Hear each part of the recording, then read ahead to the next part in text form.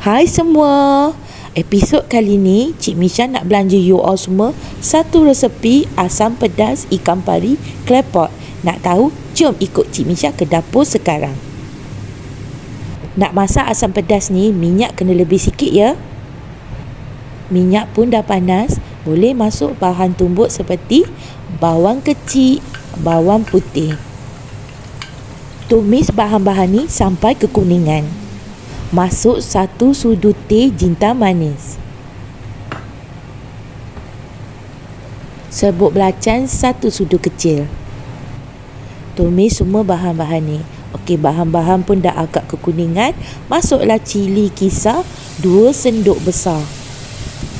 Tumis sampai dia pecah minyak dalam api yang sederhana.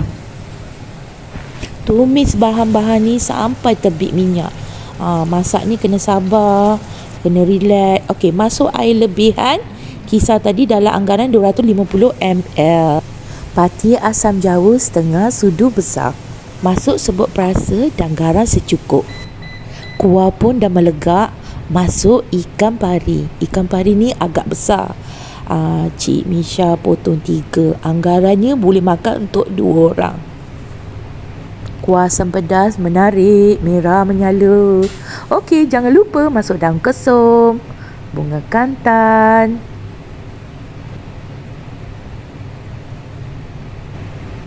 dan jangan lupa sayur bendi. Dah siap asam pedas ikan pari klepot. Favorite suami Cik Misha lah requestnya. Okey you all, selamat mencuba ya. Assalamualaikum. Bye semua.